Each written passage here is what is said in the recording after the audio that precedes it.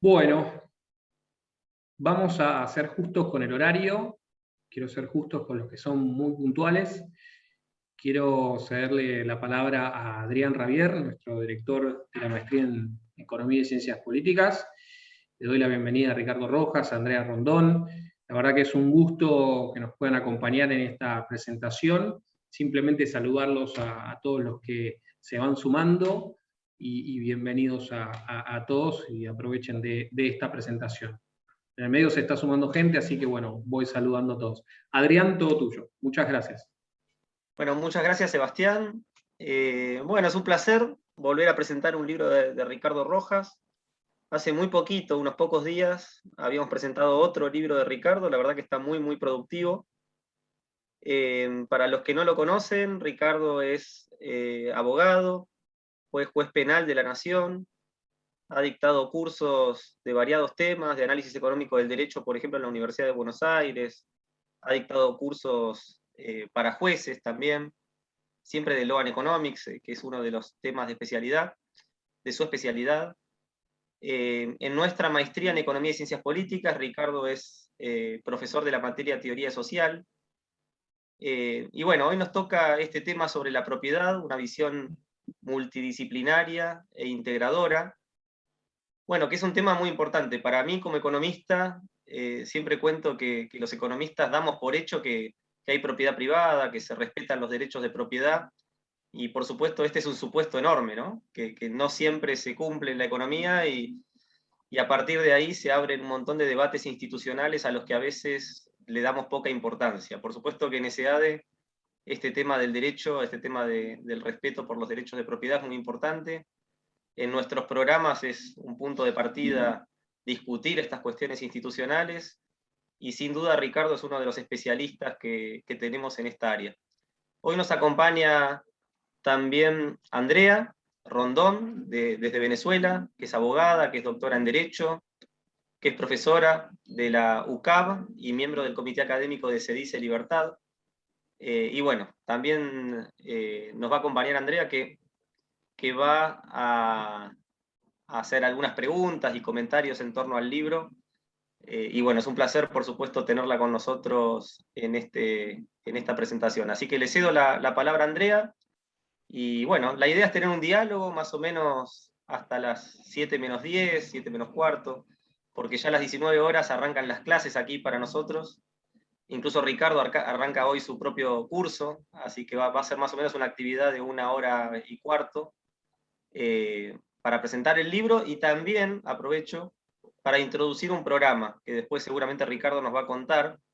Es un programa ejecutivo, un programa corto, donde justamente va a trabajar el tema del derecho. Pero bueno, lo dejo a Ricardo, que después va a hacer una introducción a ese curso para los que estén interesados y se quieran inscribir.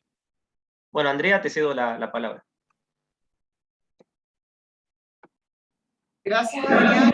Gracias por la invitación y por la oportunidad de comentar este libro que tuve el honor, la verdad digo que es un honor, de prologar, porque para mí Ricardo, para el derecho, es un antes y un después.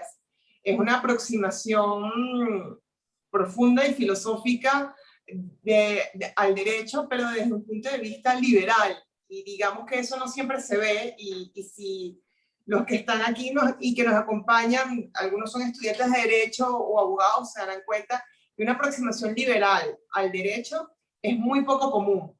Y además hacer esta suerte de análisis praxeológico de instituciones jurídicas, del derecho mismo, porque además el libro también abarca el derecho, eso tampoco es común, es muy propio de la línea de Ricardo, y de hecho eso, en ese sentido irían las preguntas que te haría, Ricardo. Cuando leí el libro, a mí me pareció que era como, no voy a decir que es tu obra cumbre, porque por supuesto hay obras posteriores y sigues muy productivo, pero me pareció que tú eres muy coherente con todos tus libros, desde que hiciste con otros autores, análisis económico del derecho privado, bastante lejos atrás, tus novelas, El Amanecer, Consorcio, todos habías dejado tu granito de arena sobre lo que era la propiedad o la importancia de la propiedad. Pero en este ya es una visión mucho más acabada y por eso le dicen multidisciplinaria, desde una visión política, jurídico-económica hasta decir que es un presupuesto de un orden social, ¿no? Presupuesto fundamental. Yo lo sentía así, tú tenías esa intención de hacer como una teoría acabada de la propiedad y también del derecho aquí, porque siento que trabajaste tanto propiedad como derecho. Propiedad desde una visión praxeológica y no solamente esa relación objeto-persona, y derecho no solamente esa visión, ese derecho estatizado que lamentablemente ayuda a violentar la propiedad, sino también ese derecho como institución producto de un orden espontáneo. ¿Lo hiciste así con toda esa intención? Bueno, en primer lugar, bueno, muchas gracias por tanto a Adrián como a Andrea por esta participación. Y bueno, en lo que es mi casa y también con la intervención del Instituto Magui, que también está promoviendo esta actividad. Mira, la idea fundamental, sí. Mira, a mí me dio muchas vueltas el tema de la propiedad, que como vos decís, siempre está girando. De hecho, nuestro último libro, el 2019, la violación de la propiedad como crimen de lesa humanidad, de algún modo tiene mucha vinculación con esto. El tema de la propiedad siempre está dando vueltas. Y a mí, uno de los disparadores que me llevó a escribir un libro sobre la propiedad, un tema sobre el cual se ha escrito bastante, fue precisamente todo lo que estamos viviendo a raíz de el virus y fundamentalmente de las cuarentenas y de cómo fueron tratadas estas cuarentenas, en algunos casos como en Argentina, salvajes, de encierro por meses de la gente en sus casas, de no poder trabajar, de no poder llevar una vida normal. Una directa violación a la propiedad que tuvo sus consecuencias, ¿no? Obviamente no fue gratis, uno no puede violar gratis la propiedad o la libertad. Me llevó a retomar este tema del cual se ha escrito mucho y darle una vuelta de tuerca y, como vos decís, tratar de encontrarle una visión, por eso digo una visión multidisciplinaria e integradora.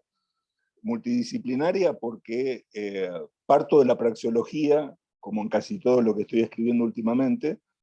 La propiedad tiene una particularidad porque no solo es una institución social que como tal se puede estudiar desde la praxeología como las demás instituciones, sino que además es una condición de la vida humana. El hecho de que la vida, la libertad y la propiedad se hayan considerado como valores fundamentales y que hayan estado en conjunto, no es casual. La vida no se puede desarrollar sin libertad y sin propiedad. La propiedad es un prerequisito de la acción humana y por lo tanto es más que una institución. Es lo que permite formar instituciones. Y entonces me pareció que el análisis praxeológico inicial era muy importante para darle importancia precisamente a la propiedad como motor de la vida humana. A partir del análisis praxeológico, lo que hice fue justamente bucear un poco por otras ciencias, como vos decías, la política, el derecho, la economía fundamentalmente, donde en un libro previo yo trato de sentar las bases de una teoría de la sociedad que integre a todos los aspectos del orden social. Esto ha ocurrido en el mundo. De hecho, fundamentalmente a raíz del racionalismo constructivista en el siglo XVIII, cada una de estas ciencias tomó un rumbo diferente, tuvo bases metodológicas distintas y llegó a conclusiones distintas, en algunos casos hasta incluso contradictorias entre sí. La economía y el derecho han tenido choques profundos durante mucho tiempo, porque justamente tuvieron formas metodológicas de desarrollo diferentes. Entonces, me pareció que era importante, primero, ver en cada una de estas ciencias cómo fue la evolución del concepto de propiedad, y luego ver qué es lo que pasaría en una visión que integre a todas estas ciencias y a la noción de propiedad, no desde la particularidad de cada ciencia social o política, sino como una institución estudiada dentro del contexto de una ciencia de la sociedad que abarcara todos los aspectos de la interrelación humana. Entonces, bueno, ahí es donde fue la cuestión, ¿no? En el campo, para decirlo rápidamente, después podemos irlo profundizando, pero en el campo de la política, nosotros tenemos como una curva que arranca en el Renacimiento con el descubrimiento de la individualidad, la revalorización del ser humano, los derechos individuales, la idea de que los gobiernos son el producto del consentimiento y la autorización de las personas y no de un poder divino. Todo eso fue generando una teoría de los derechos individuales que incluyó, por supuesto, a la propiedad, junto con la vida y la libertad, como los tres valores que debían ser respetados por las cartas políticas. Tuvo una explosión, si uno quiere, en el proceso constitucional de los Estados Unidos. La Constitución de Estados Unidos, la formación de una república basada fundamentalmente en la protección de los derechos individuales, pero que a partir de mediados del siglo XIX, fines del siglo XIX, y fundamentalmente en el siglo XX, tuvo un desbarranco, donde el Estado empezó a incrementar su poder y empezó a reglamentar y a limitar el derecho de propiedad sobre dos bases. Una base es el aumento precisamente de las funciones reglamentadoras del Estado en procura del bien común, del bienestar general, de buscarle una función social a la propiedad. Y la otra fue el nacimiento de los derechos sociales a principios del siglo XX, donde una serie de derechos solo pueden ser ejercidos violando el derecho de propiedad de otros. O sea, para que alguien tenga educación, vivienda, salud, y eso hay que pagarlo con dinero que hay que quitarle a otra persona. De modo que la propiedad empezó a perder valor. De hecho, si uno ve las cartas de derechos humanos que surgieron luego de la Segunda Guerra Mundial, luego de la creación de las Naciones Unidas, vemos que la propiedad nunca fue valorada, al igual que otros derechos. El Pacto de San José de Costa Rica, por ejemplo, solo admite la propiedad en la medida que sea para la supervivencia de la persona. Si uno tiene derecho a la propiedad de lo que necesita para vivir y para desarrollarse como persona, no más que eso. E incluso la Corte Internacional de Derechos Humanos no reconoce el derecho de propiedad de las empresas o de las personas jurídicas, solo de las personas físicas, porque justamente tiene ese límite de la propia supervivencia. De modo que la propiedad ha sido limitada por todos lados y los estados han avasallado el derecho de propiedad. En el terreno jurídico, el derecho comenzó en Europa, en toda Europa, a través de formas espontáneas, ¿no? Tanto el derecho foral como el derecho romano, como el common law, fueron derechos de elaboración judicial, donde los jueces resolvían conflictos y al resolver los conflictos iban generando criterios jurídicos. Y obviamente esos conflictos eran, en la gran mayoría de los casos, conflictos de derechos de propiedad. Alguien que le debía dinero a otro, un daño que se produjo y que debía resarcirse. Y las discusiones sobre el derecho de propiedad surgen por ahí. Luego, desde el punto de vista teórico, se van desarrollando teorías vinculadas con aspectos del derecho de propiedad, pero lo fundamental era que los jueces elaboran el derecho a partir de la protección del derecho de propiedad de alguien que reclama. Con el surgimiento de la codificación, la estatización del derecho a través de la legislación escrita, la aparición de los congresos, lo que comienza a fines del siglo XVIII y principios del XIX, ¿no? Con los nuevos códigos, incluso el Código de Napoleón. Fíjate, el Código de Napoleón, uno diría es el más liberal de todos, porque dice que el derecho de propiedad es el derecho de usar y disponer de la cosa de la manera más absoluta, y si lo lees hasta ahí parece maravilloso, pero hay una coma y sigue en la medida en que lo dispongan las reglamentaciones y las leyes. Con lo cual, en realidad, el principio del Código Napoleón y de todos los códigos fue que la gente tiene derechos, incluyendo el de propiedad, en la medida en que el Estado se los otorga y que se los puede limitar cuando quiera con otras disposiciones legales. De modo que el derecho también tuvo una meseta. Empezó reconociendo el derecho de propiedad, protegiéndolo jurídicamente, y luego terminó reglamentándolo con una serie de teorías, la teoría de la imprevisión, la lesión subjetiva y el hecho de la función social de la propiedad, que fueron minando el derecho de propiedad. Y en la economía, si bien uno podría decir que, digamos que si uno estudia la economía desde la escuela austríaca, la praxeología ya nos dice todo, y ya no habría ni que hablar de economía porque la praxeología ya lo resolvió. Lo cierto es que el mainstream de la economía no sigue la praxeología, tiene sus propios criterios. No obstante lo cual, como decía Adrián al principio, para los economistas la propiedad es algo dado. El economista sabe que la gente toma decisiones y esas decisiones involucran el ejercicio de derechos de propiedad. Pero no se hace la pregunta de si hasta dónde los tiene o no los tiene, eso se lo deja al abogado y al politólogo. Pero se ha desarrollado en la teoría económica, y esto está muy, muy estudiado, una visión distinta del derecho de propiedad de los economistas respecto de los juristas. El jurista estudia la propiedad como la relación de la persona con la cosa, y cuáles son los derechos que uno puede ostentar respecto de esa cosa. El economista eso no le interesa, lo único que le interesa es qué facultades específicas alguien tiene para hacer o impedir que otros hagan respecto de un bien. Es un haz de facultades que incluso pueden estar repartidas entre varias personas. Alguien puede tener derecho, digamos, la facultad para hacer una parte de cosas, otro puede tener la facultad para hacer otras cosas. El jurista no le importan tanto los títulos, sino las facultades efectivas.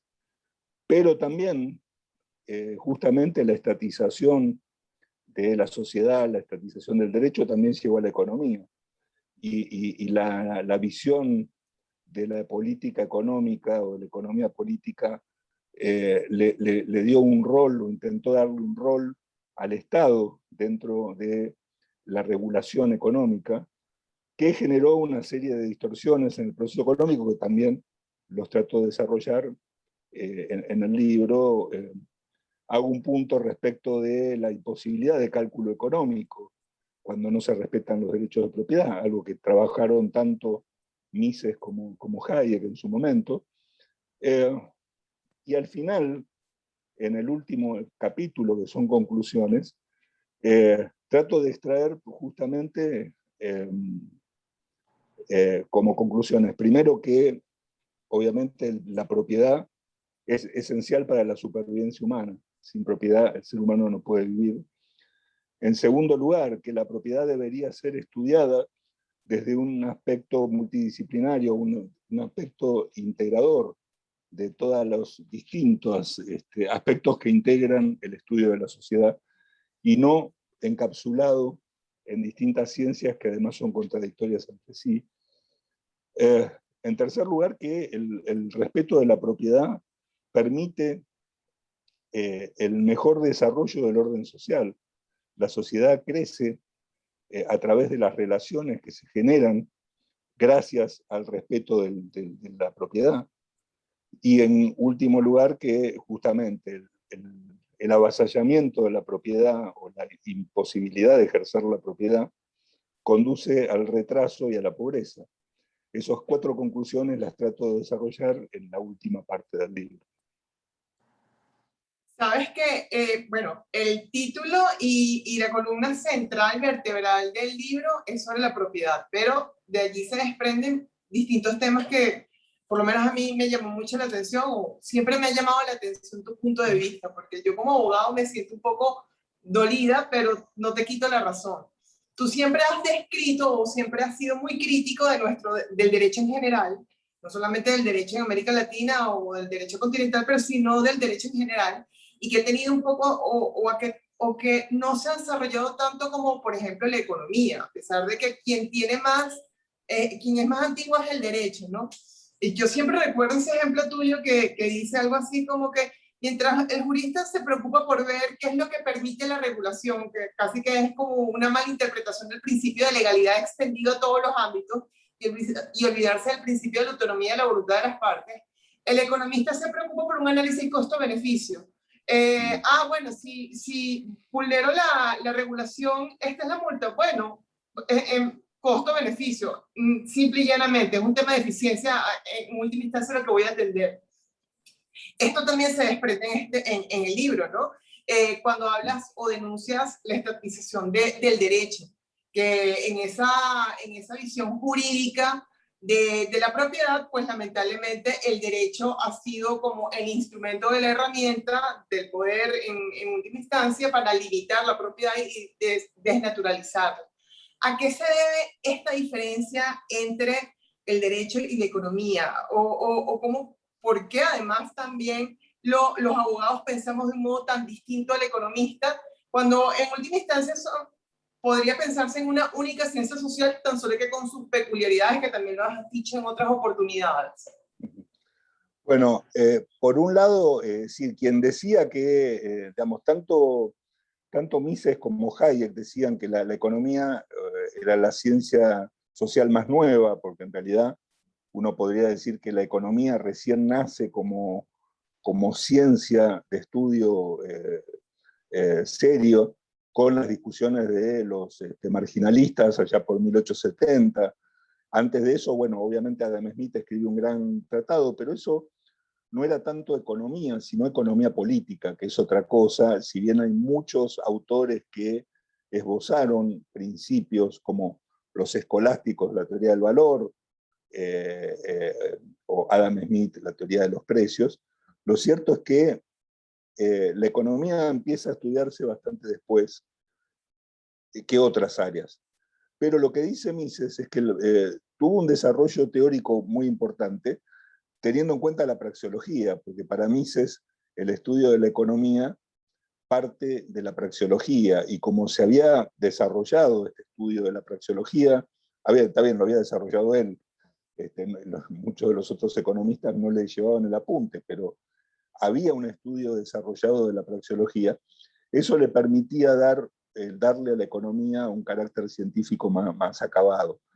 El derecho, por su parte, estuvo siempre mucho más identificado, sobre todo desde el proceso de codificación, con el Estado, ¿no? Es decir, la política tuvo una influencia directa sobre el derecho en el momento en que el derecho pasó a ser derecho escrito y emanado de la legislación. Digo, en el campo del derecho, el derecho se transformó en legislación. En el campo de la economía, la cataláctica se convirtió en economía política, por obra de la estatización. Y entonces hubo una influencia mucho más grande del Estado, del estatismo, en el derecho que en el proceso económico. De hecho, vos fijate que durante los primeros tiempos, antes del desarrollo de la economía como ciencia de la microeconomía, la economía se estudiaba en las facultades de Derecho. En realidad lo que se consideraba economía era una serie de regulaciones de hacienda y de manejo de fondos públicos y de legislación monetaria y todo ese tipo de cuestiones que se estudiaban en la facultad de Derecho, no había una facultad específica para estudiar estas cosas. Recién cuando logra abrirse la economía de esta idea de las regulaciones económicas y empiezan a estudiar la teoría del valor, la teoría de los precios, que son todas cuestiones individuales. El individualismo metodológico necesariamente, sea cual fuera la teoría económica que uno siga, tenía que estar presente en esta discusión. Lo cierto es que el derecho se quedó en la regulación y la economía pasó a tener un rol mucho más dinámico de comprender o de entender cómo funcionan las relaciones entre los individuos, ¿no?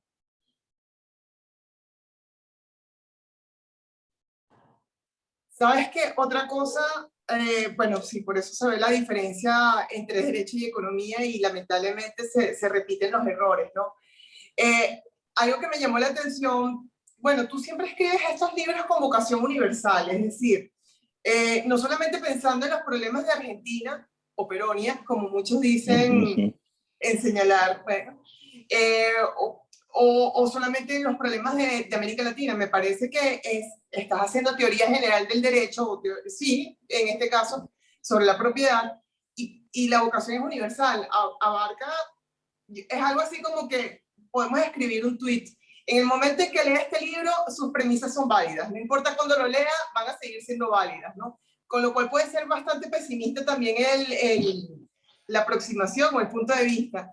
Y lo sentí muy vocación universal porque en la medida en que lo iba leyendo, en esa medida también lo iba identificando con las etapas de destrucción de la propiedad en Venezuela, porque así como tú haces en el libro una advertencia, una visión praxeológica de la propiedad, el derecho como resultado de un orden espontáneo, es decir, la aproximación a estas instituciones desde un punto de vista liberal también hace como el contra, o digamos la denuncia.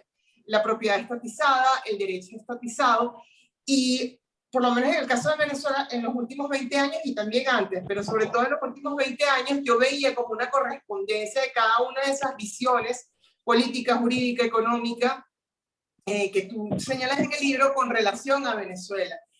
Pero tú pudieras decir que efectivamente tiene vocación universal, eso no solamente abarca América Latina, podemos decir que a nivel mundial tendríamos ese problema de destrucción de la propiedad o los peligros a la propiedad es en cualquier momento y en cualquier lugar. ¿Hay algún país que más o menos pudiera estar en esa visión praxeológica de la propiedad, más allá de esa relación cosa-persona? ¿Hay algo que sea menos pesimista? Mira, a ver, por supuesto que al analizar la propiedad como un elemento esencial para la interacción humana y justamente para fomentar la posibilidad de cooperación y el crecimiento económico, eso es aplicable a todos los seres humanos, no importa en qué lugar hayan nacido o en qué país, de qué país sean, cuál haya sido su historia. Yo lo que creo, y por eso en un libro anterior, en un libro de ensayos, Individuo y Sociedad, después de analizar aspectos del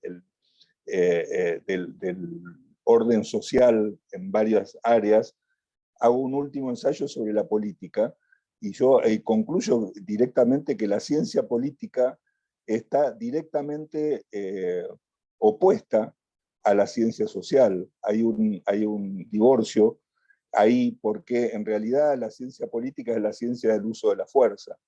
Esto que lo han dicho tantos pensadores, desde el Estado de Oppenheimer a principios del siglo XX y muchos otros autores, ¿no? Esta idea de el propio Mises, ¿no? La sociedad organizada a partir de los acuerdos o la sociedad organizada a partir de los mandatos.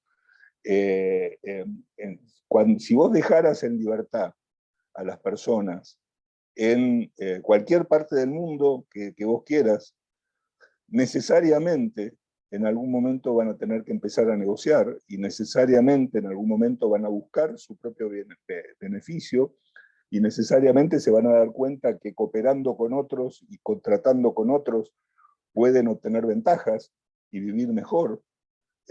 Y esto le va a pasar a cualquier persona en cualquier parte del mundo. Yo creo que la diferencia de por qué algunos países están tan retrasados en este aspecto y otros no, pasa por cuál es el nivel de avance del Estado sobre las personas en cada lugar del planeta. O sea, en aquellas sociedades donde el Estado se mete menos en la vida privada de la gente y la deja actuar con más libertad, la gente ejerce su propiedad y prospera y obtiene los resultados. Lamentablemente, América Latina está entre los lugares donde no se respeta, el Estado avanza sobre las personas y no permite esa libertad. Pero vos fíjate que, y Argentina fue un ejemplo durante algunas décadas en el siglo XIX, cuando vos dejás libre a la gente, no la tosigás con regulaciones, Argentina llegó a ser el país con el ingreso per cápita más alto del mundo. Y a partir de hace un siglo exactamente, ya por 1920 en adelante, empezó el Estado a avanzar sobre la propiedad y sobre los derechos individuales, y las consecuencias fueron la desastrosa situación en la que vivimos hoy. Por eso yo creo que el problema con la propiedad es que puede ser alterada por la fuerza. Y cuando el Estado usa la fuerza, se produce otra característica interesante. No es que haya propiedad estatal. Un concepto que yo critico es el de propiedad pública o propiedad estatal. La propiedad siempre la ejerce una persona. Y entonces cuando no lo hace el que lo produjo y el que detenta el bien, o el que produjo el producto, o el que lo comercializa, y algún funcionario del gobierno con el poder, con la fuerza detrás, se apropia de ese bien, en realidad no es el Estado el que se apropia. En realidad hay una persona que se apropia del bien, y eventualmente hay otra persona del gobierno que va a determinar cómo se va a disponer del bien. Pero la propiedad siempre está en cabeza de personas. Esto es importante saber, entenderlo, porque la idea de propiedad estatal o propiedad pública es un eufemismo para tratar de explicar cómo el Estado, a través de sus funcionarios, pueden avanzar y apoderarse de la propiedad de las personas. Por eso, bueno, yo no es que sea pesimista, o si no sé si es tanto pesimismo, sino el hecho de que en realidad para que los países prosperen tienen que darse ciertas condiciones que tienen que ver con la libertad y la posibilidad de crecer cada individuo por acuerdos voluntarios y no a través de la coacción del grupo. Y en América Latina eso desgraciadamente se ha ido perdiendo durante las últimas décadas, y por eso en ese sentido creo que es muy difícil recuperarlo, ¿no? Ya llegaron algunas preguntas, pero antes de esas preguntas quiero ya hacerte otra. Cuando haces ese análisis, esa visión político, jurídico, económico de la propiedad, en última instancia lo que estás diciendo es lo que existe es un colectivismo metodológico, porque al fin y al cabo todo se termina estatizando. Y que la mejor forma de resistir ese colectivismo metodológico es a través del individualismo metodológico. Quienes no han leído nada sobre la escuela austríaca de economía, quienes tal vez se están informando de esto a través de tu libro, ¿de qué va ese individualismo metodológico? Bueno, el individualismo metodológico supone estudiar a la sociedad a partir de los acuerdos entre las personas, o sea, es estudiar la sociedad desde el individuo. Algo que Mises lo desarrolló como praxeología. La praxeología es el estudio de la acción humana, o sea, de la acción de un individuo, de cada individuo. Los seres humanos actuamos voluntariamente y actuamos sobre la base de nuestros propios valores, y por lo tanto las decisiones que tomamos son decisiones tomadas individualmente, que pueden cambiar, que normalmente no se hacen explícitas hasta el momento de que uno actúa. Muchas veces recién cuando uno actúa manifiesta cuáles son su voluntad y sus deseos. Y por eso es que, por ejemplo, Mises permanentemente definía a la sociedad como personas interactuando, ¿no? La sociedad no era otra cosa que personas actuando y comerciando y negociando entre sí. No hay ningún agregado a esa situación. Y por eso el individualismo metodológico es el estudio de ese conjunto de personas que están interactuando desde el estudio del individuo. Uno primero estudia al individuo, y una vez que conoce cómo el individuo actúa, por eso yo en el capítulo de los fundamentos praxeológicos, de las bases praxeológicas de la propiedad, tal vez me extendí un poco en señalar cuáles son esas ideas o principios que emanan de la praxeología, esas características de la conducta humana o de la acción humana, que son la base luego de cómo los individuos van a interactuar entre sí. Entonces, eso es el individualismo metodológico. El colectivismo metodológico es, al contrario, considerar a la sociedad como un todo, como el objeto de estudio principal, y a los individuos como piezas en ese todo que tienen que acomodarse a lo que es importante para la sociedad. Y de ahí se llega a considerar a la sociedad como una persona, se le da personalidad a la sociedad, se le dan finalidades, se le dan formas de acción, derechos y un montón de cosas, cuando en realidad la sociedad no existe como tal, son individuos actuando. Y entonces ahí es como se ha estudiado a la sociedad desde la sociología, ¿no? La sociología cuando surge allá por las primeras décadas del siglo XIX, surge de ese modo, y con una gran influencia del positivismo. Lo que quería estudiar la sociología era la sociedad y los grupos como tales, no a los individuos que interactuaban dentro de esos grupos.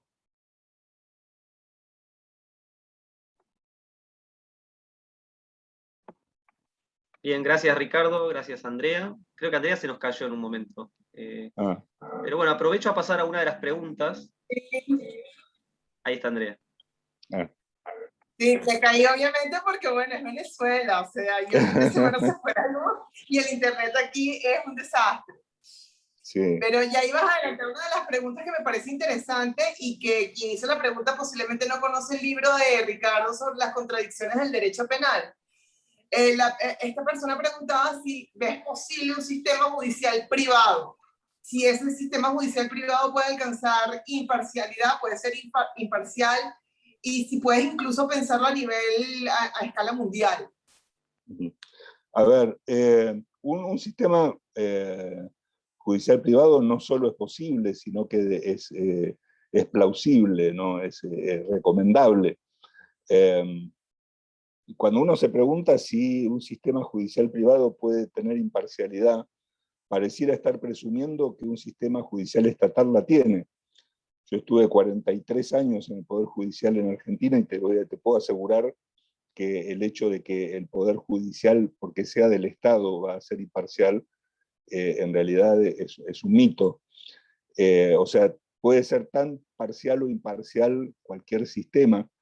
La gran diferencia que tienen los sistemas privados de resolución de conflictos, hoy por hoy los mecanismos de mediación, arbitraje, conciliación, es que son las propias personas que están en conflicto las que deciden quién va a ser el árbitro y qué reglas de resolución del conflicto puede llegar a utilizar. Hay un problema que es traspolar a veces una institución que uno está pensando cómo funcionaría y tratar de ubicarla en el contexto del mundo en el que vivimos hoy. En realidad, para que funcione un sistema de justicia privada, hace falta desarrollar un montón de instituciones que hoy no existen. Por ejemplo, dentro de la teoría de los contratos, la mayoría de los contratos tendrían cláusulas que establezcan quién va a resolver los conflictos, qué empresa de arbitraje o qué sistema va a ser el que se utilice para resolver un eventual conflicto. Las empresas de seguro van a generar formas de seguro que garanticen el modo en que los conflictos, si yo atropello a alguien con mi auto y tengo que ir a juicio, quién me va a juzgar y bajo qué reglas. Y también van a establecer mecanismos de seguro en caso de hechos fortuitos, ¿no? O sea, si uno deja libertad a la gente, un montón de soluciones contractuales se van a producir en el futuro. Si hoy no se producen, es porque la gente no tiene libertad para hacerlo. Nadie inventa nada que no tenga utilidad. Entonces, el problema es que en la medida en que la gente recupere la libertad para actuar, los mecanismos se van a ir desarrollando. Y hoy la tecnología nos da muchas posibilidades de solución. Hay mecanismos de, por ejemplo, blockchain, una forma de dar certeza a ciertos documentos, y que hasta el día de hoy hace falta un funcionario público para que verifique o certifique la fecha cierta, por ejemplo, de determinado documento. Todo eso se puede hacer hoy tecnológicamente, lo puede hacer una empresa. De modo que creo que la posibilidad de abrir el mercado de la solución de los conflictos le daría a las personas una enorme cantidad de alternativas que hoy no tienen. Hoy es el juez o nada. Mañana pueden ser 500 formas distintas que a la gente se le ocurra para resolver sus conflictos. Aquí hay otra pregunta y también va más o menos como en el sentido de esta persona sobre los medios judiciales privados, ¿no? ¿Cómo instar a que los órganos jurisdiccionales, los jueces, el Poder Judicial de un país resuelvan un litigio de forma que defina de manera puntual un derecho de propiedad, de forma objetiva, o más bien sin vulnerar otro derecho de propiedad? Porque de esta forma se puede cumplir una de las condiciones propuestas por el teorema de Coase. Sí, el problema que tienen los jueces es que en general los jueces tienen que aplicar las leyes. O sea, un juez no puede hacer lo que quiera porque si no estaríamos en una situación de arbitrariedad judicial. Y por lo tanto una de las limitaciones que los jueces tienen para actuar es ceñirse a lo que las leyes les ordenan. Y las leyes están diseñadas en buena medida para alterar o violar derechos de propiedad. Con lo cual es muy difícil para un juez oponerse a la violación de un derecho de propiedad cuando la propia ley le está ordenando que aplique una norma en el sentido de violar el derecho de propiedad. Si no existieran esas normas, el juez podría hacer el ejercicio que está mencionando allí, que digamos, aplicar el teorema de Coase en el sentido de definir derechos de propiedad, bajar costos de transacción, buscar la solución más eficiente, pero en muchos casos no lo puede hacer porque la propia ley se lo impide al establecer soluciones obligatorias que pueden ser muy ineficientes o pueden vulnerar derechos de propiedad. Aquí Santiago, si no recuerdo mal, nos acaba de hacer una pregunta también. Hola Santiago, ¿cómo estás? La pregunta, pensando desde nuestro particular contexto en la Argentina, ¿cómo hacemos para revalorizar el derecho de propiedad cuando, pese al texto de la Constitución, ya tenemos un siglo de convalidación de las más intensas limitaciones y privaciones por parte de la Corte Suprema? Solo se puede hacer algo mediante un inevitable cambio cultural y luego político. Sí, es muy difícil, ¿no? Es el tema del huevo o la gallina, ¿no? Porque nosotros todavía tenemos una constitución que, aún con las reformas que se le hicieron, sigue siendo bastante liberal y protectora de derechos individuales. Pero toda la cultura política y jurídica argentina va en contra de esa filosofía. De hecho, uno en Argentina permanentemente escucha a diputados, senadores que proponen modificaciones a la Constitución precisamente para hacerla más intervencionista y que el Estado pueda hacer más cosas. Con lo cual es un problema. ¿Quién inicia la modificación de todo esto? Porque una vez que vos lo iniciás, yo creo que todo cae como un castillo de naipes, ¿no? Como una hilera de dominó. Porque en realidad los jueces, si los jueces tuvieran claro que su función es proteger los derechos y no existiera toda esa legislación que los obliga a violarlos, empezarían a proteger los derechos individuales y los funcionarios se pondrían en caja porque si no lo hacen podrían terminar presos. Y entonces todo se podría ir arreglando, pero ¿cómo iniciás ese cambio? Ciertamente hay una importancia muy grande de las ideas, ¿no? Las ideas en Argentina siempre han sido muy colectivistas.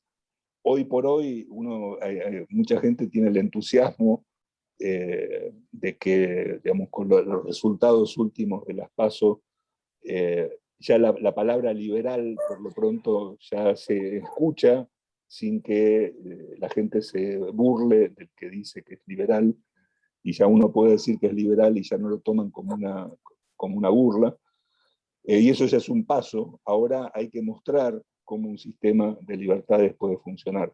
Y por otro lado, yo creo que también hay que ejercer la libertad en todos los campos, ¿no? Alberdi decía que la mejor forma de educación es la educación en la libertad práctica. Esto es, decía, más importante que ir a la escuela es ser comerciante, ser productor, producir, comprar, vender, ejercer la libertad. Eso tiene tanta importancia como la educación. y la educación formal. Y en Argentina no hay mucha práctica en la libertad, en el ejercicio de la libertad, porque todo está controlado. Entonces, el mercado negro, la violación de las leyes, la búsqueda de mecanismos alternativos para tener tratos, el uso de monedas alternativas, todo lo que permita abstraerse de los controles del Estado, es un buen paso en el camino a ganar ese poder del Estado sobre el individuo. No es el único, hay muchas otras cosas que hay que hacer, pero ayuda a debilitar por lo menos el avance del Estado sobre las personas. Pero es un problema muy grave. Creo que hay una cuestión, no sé si llamarla cultural, pero sí de ideas y de principios que habría que cambiar en algún momento. Por aquí hicieron la pregunta, voy con cada uno después. ¿Todavía se consiguen contradicciones en el derecho penal? Sé que por internet, no sé si es lo más recomendable, pero tu artículo que dio origen a este libro de contradicciones de derecho penal sí se consigue, pero el libro se consigue. El libro está agotado, la edición fue del año 2000 y se hizo una tirada. Yo nunca quise que se reeditara porque mi intención siempre fue ampliarlo y hacer una nueva edición ampliada, cosa que nunca tuve tiempo por ahora. Por ahí por Mercado Libre de vez en cuando se encuentra, y lo que sí anda circulando por internet, y eso se puede buscar o yo lo puedo pasar, alguien se tomó el trabajo no de escanearlo, sí de escanearlo, pero de un modo medio extraño, porque las citas quedaron todas al final, pero está todo el libro, y si a alguien le interesa me lo pide y yo se lo mando, o lo busca en Google y lo va a encontrar. Pero desgraciadamente el libro está agotado y yo tengo toda la intención de en no mucho tiempo sacar una nueva edición con algunos aditamentos interesantes.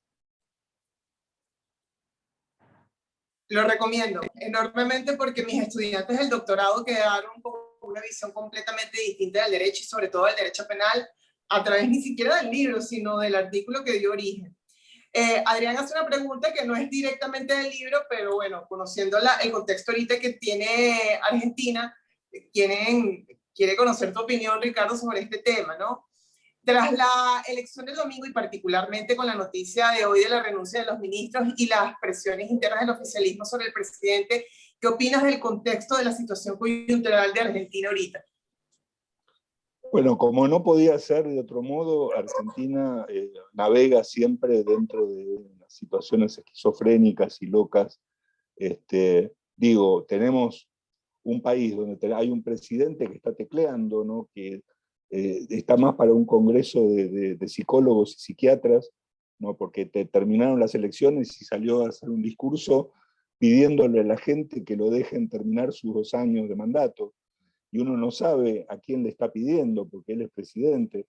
Pareciera que le está pidiendo a quien tiene el poder efectivo, que curiosamente es la vicepresidenta. O sea, vivís en un país donde hay un presidente que teclea, pero que el que tiene el poder es el vicepresidente. Y que si ese presidente se va, lo único que pasa es que se blanquea quien tiene el poder real en Argentina. Es una situación terriblemente loca, ¿no? Porque mucha gente quería sostener a este presidente con el miedo de que si él se llega a ir, asume Cristina. Pero el punto es que, digamos, la posición de este presidente está terriblemente debilitada. Él mismo parece que no sabe para dónde ir. Su margen de tomar decisiones está muy debilitado por el propio frente interno. O sea, le están pegando los propios activistas del gobierno, del peronismo, y la propia presidente, que lo trata bastante mal, con el vicepresidente, fallido me salió, que lo trata bastante mal, con lo cual la situación es muy compleja, porque yo no, es decir, estas últimas 2 o 3 horas no estuve viendo noticias, sé que había ministros que habían presentado la renuncia, no sé si le aceptaron la renuncia a algunos de ellos. Lo cierto es que aún cuando cambien algunos ministros, tampoco es que va a cambiar mucho, no se arregla nada cambiando ministros. Y cuando uno escucha cuáles son las sugerencias del cambio de timón para que la gente no esté enojada, es más colectivismo, son más regulaciones, son más controles, con lo cual y nos quedan 2 meses hasta las elecciones, porque lo de ayer fue simplemente una interna, lo del domingo.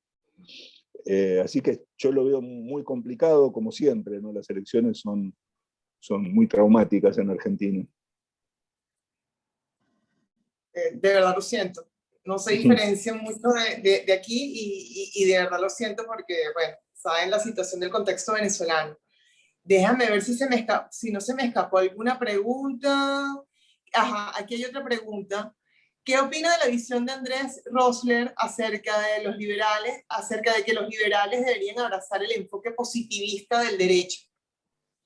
No, bueno, yo tengo una visión totalmente contraria a eso, ¿no? No creo que, o sea, se invoca el positivismo como una idea de que el derecho se va a limitar a aquello que la legislación o la norma establezca que el derecho es, y por lo tanto eso pareciera en principio una forma de limitarlo.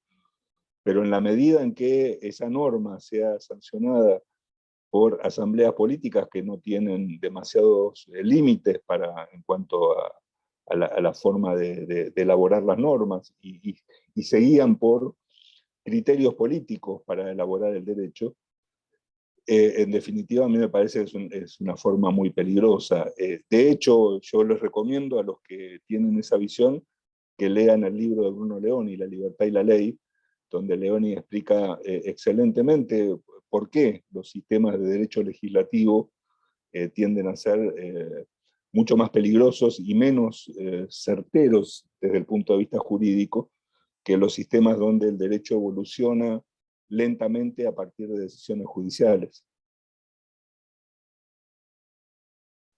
Bueno, y también tu libro sobre los fundamentos praxeológicos del derecho, que si bien no hay una crítica a la visión positivista del derecho, sí ofrece una visión del derecho completamente distinta a las que tradicionalmente te enseñan en las escuelas de derecho, que sí, naturalismo, positivismo, realismo jurídico. La visión fundamentos praxeológicos del derecho es una, a partir de la tesis de Mises, una aproximación al derecho totalmente distinta, que yo sé que partes de Leoni, pero la forma de engranarlo junto con las tesis de Mises es totalmente distinta y es una forma también de responder por qué no abrazan las ideas o la metodología positivista que algunos tienen, ¿no? Ese libro es muy bueno y creo que también tiene un artículo antecedente de ese libro, ¿no? Que creo que fue un artículo de tu ponencia en un congreso de la escuela austríaca. Sí, el Congreso en España, en Madrid, en 2014, creo, fue la primera versión que tiene 30 o 40 páginas, que ese está disponible en internet, si lo googlean lo van a encontrar. El libro tiene 200 y pico, o sea, el libro obviamente fue tomar esa idea, esa semilla de ese artículo y convertirlo en una teoría. Pero vos fíjate que en ese libro, Los fundamentos praxeológicos del derecho, lo que yo intento hacer es hacer una especie de propuesta de trabajo, ¿no? Para modificar y transformar el derecho, porque lo que digo es que las fuentes del derecho requieren una elaboración y desarrollar teoría en muchos aspectos. Uno de ellos es la teoría de los contratos, que probablemente sea la que mayor desarrollo teórico ha tenido, porque en el mundo el derecho contractual fue bastante libre durante mucho tiempo y se pudo desarrollar en muchos países. También una teoría de las instituciones que parta del individualismo metodológico o de las formaciones, como prefería Hayek, porque decía instituciones parece algo que ya fue instituido, establecido por una autoridad, mientras que lo que estamos hablando son de interacciones humanas libres y voluntarias que forman estas instituciones, o como decía Douglas North, todo mecanismo para resolver un problema es una institución, pero hace falta desarrollar una teoría de las instituciones desde la praxeología que permita digamos, que sea útil para el derecho, una teoría de las normas, que sería más complicado de explicar, pero que también se puede desarrollar desde el individualismo metodológico, una teoría de la resolución de conflictos, una teoría del enforcement de las decisiones de los árbitros. Todo eso hay que desarrollarlo teóricamente y se podría hacer aun cuando nuestro derecho siga siendo colectivista, porque son las universidades posiblemente las que terminen delimitando las soluciones que luego se tendrán que implementar en algún momento. Pero para poder llegar a esa visión del derecho hay que pasar por el desarrollo de todas estas instituciones. Claro. Por el SEADE ustedes van a hacer un seminario, tú vas a dirigir un seminario con fundamento en este libro, creo que es a partir del 28 de septiembre, ¿cierto? ¿Cómo lo tienes armado? ¿Cómo te vas a aproximar a cómo vas a hacer el seminario? Sí, la idea es que va a ser un seminario de 5 clases, que va a ser virtual a través de SEADE. En esas 5 clases yo voy a desarrollar un poco la idea como está desarrollada en el libro, o sea, comenzando con la visión praxeológica de la propiedad, en la primera clase un desarrollo amplio de esta visión, luego el análisis de la propiedad desde la política, en tercer lugar desde el derecho, en cuarto lugar desde la economía, y en la última clase hacer estas conclusiones de las que hemos hablado y de explicar cómo sería esta visión de la ciencia social única y cómo se estudiaría a la propiedad en ese contexto y la importancia de la propiedad para la vida humana. Con lo cual abarcaríamos en 5 clases todos los aspectos de la propiedad, con algunas cosas que incluso no están en el libro, que si da el tiempo lo incorporaríamos. Ese seminario se va a dar en SEADE, el que tenga interés, en la página de SEADE tiene un formulario donde le van a dar más información, así que para mí va a ser un gusto poder seguir discutiendo este tema que me parece tan importante. No, y lo de hoy es un abrebocas para ese seminario que suena súper interesante, y quienes no han tenido oportunidad todavía de leer el libro, porque todavía no ha salido publicado. El libro, si no tengo en malentendido, salía hoy mismo a la tarde o mañana. Ya va a estar disponible, Unión Editorial ya lo va a tener disponible para vender desde mañana. No llegamos a tenerlo hoy, pero justamente pues estamos contrarreloj, ¿no? Es decir, queríamos hacer la presentación antes de ese seminario, y yo a partir de noviembre voy a estar en otro país, así que la idea era poder hacer todo y que entraran todas estas actividades. Creo que se acabaron las preguntas. No sé si se me escapa alguna pregunta. Creo que estamos... Andrea, le hago una pregunta a Ricardo nomás. Bueno, primero, ahí Joaquín preguntaba si el curso que vamos a hacer va a ser con clases sincrónicas, presenciales en la web, o si va a ser diferido. Bueno, es como esto, como lo que ofrece el Zoom, la idea de poder dialogar en el aula con esta tecnología, pero por supuesto las clases se graban para aquellos que no puedan asistir en el horario por alguna otra obligación, y las podrían ver después. Así que en ese sentido, quienes se inscriban al curso lo van a poder ver. Pero le quería preguntar a Ricardo, ¿qué autores recomienda en el área de Derecho? Sea especialmente los contemporáneos, que por ahí, porque los autores del pasado, como Bruno Leoni o Hayek mismo, han sido referenciados por ahí en su libro, pero una pregunta sobre qué autores contemporáneos hispanos o quizás angloparlantes recomienda en línea con su mirada del derecho, que sabemos que no es la habitual, al menos en Latinoamérica. No debe haber muchos autores a recomendar, pero por eso le preguntaba a Ricardo. No, desgraciadamente no. A ver, un autor que para mí es excelente es Bruce Benson. Bruce Benson ha hecho un análisis, y más desde la economía, pero excelente. Incluso hay un libro de él que es Enterprise of Law, que es de 1990, que está traducido al castellano por Unión Editorial como Justicia sin Estado, donde plantea cómo podría funcionar un sistema de justicia sin Estado, ¿no? Totalmente privado. David Friedman, el hijo de Milton Friedman, tiene también un trabajo de Lost Order, donde hace una suerte de análisis económico del derecho, pero con una visión bastante más abierta, ¿no? David Friedman escribió cuando era adolescente The Machinery of Freedom, que fue como una especie de manual de anarcocapitalismo en los años 70 que siguió mucha gente.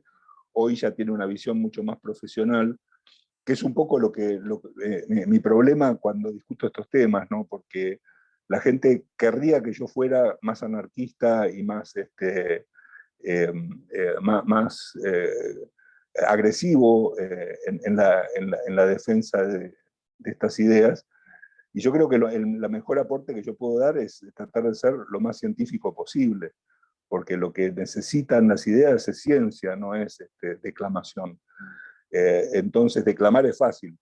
Entonces, desde aquel Rothbard que era muy declamativo y que decía, no, acá las empresas las agencias van a negociar entre sí, se van a resolver todos los problemas, y no se lo tomaban en serio. De ahí para acá aparecieron gente como Bruce Benson, como Randy Barnett, que es otro constitucionalista americano excelente, que le empezaron a poner seriedad al estudio de estas cosas. Entonces hoy vos podés decir que aquello que decía Rothbard en los 70 tan loco no era, pero no es loco en la medida en que yo pueda desarrollar teoría al respecto. Entonces, eso es mi principal aporte que yo puedo dar y que me parece que es mucho más útil que salir a hacer discursos de barricada sobre el anarcocapitalismo. Y por eso se me enojan los anarcocapitalistas cuando ven que yo hago análisis muy serios, y se me enojan los liberales clásicos cuando ven que yo soy, en definitiva, anarcocapitalista, con lo cual nunca voy a dejar a nadie conforme, lo cual me satisface muchísimo. Creo que así, y creo que hicieron una última pregunta por aquí, ¿no? Sobre ¿qué autores relacionan el derecho en general con el derecho a la ciudad y qué avances de ello hay en Argentina? Con el derecho a... recién la hablamos ciudad, de... creo que... ciudad. Ya va, déjame ver, a lo mejor leí mal, ya va. ¿Qué autores relacionan el derecho en general con el derecho a la ciudad? Sí, a la ciudad y qué avances de ello hay en Argentina. Tendrá que ver tal vez con la idea de Free Cities, que es una idea que se está desarrollando en el mundo. Daría para mucho, para largo, pero hay una idea que por ahora es teórica y que hay en Honduras un emprendimiento en ese sentido muy interesante. Probablemente a fin de año, o el año que viene, podamos hacer un seminario sobre eso, porque yo estoy escribiendo un libro sobre Free Cities ahora y tengo intenciones de ir a Honduras para ver cómo está funcionando.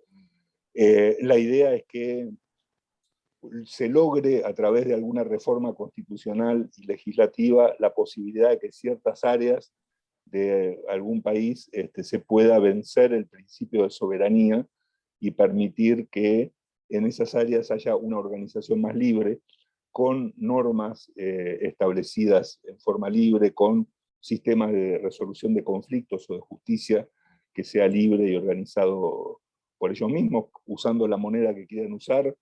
En definitiva, casi una sociedad independiente dentro del país. Y eso es una idea. En Honduras pegó esta idea por problemas económicos del país, y entonces se hizo hasta una reforma constitucional y un estatuto constitucional, y de a poco, después de muchos problemas, las primeras Free Cities están desarrollándose. Vamos a ver qué pasa, porque uno siempre tiene la espada de Damocles sobre la cabeza, porque en cualquier momento te aparece un presidente que quiere romper todo y vas a tener problemas, pero es una alternativa. Hablaba de David Friedman, el hijo de David Friedman, el nieto de Milton Friedman, que es Patrick Friedman, está involucrado en una fundación, Sistiding Project, que es la idea de crear islas artificiales en el medio del océano, lejos de la soberanía de ningún país, porque él piensa que es más probable desarrollar la tecnología para desarrollar islas artificiales que lograr que algún país ceda parte de su soberanía para establecer una sociedad libre. Pero lo bueno es que sobre todo esto se está discutiendo mucho. Como les decía, la tecnología nos ayuda porque nos permite encontrar soluciones que antes eran simplemente ciencia ficción, y vamos a ver cómo se desarrolla, ¿no? Bueno, ya no tenemos más preguntas y creo que abarcamos la generalidad del libro.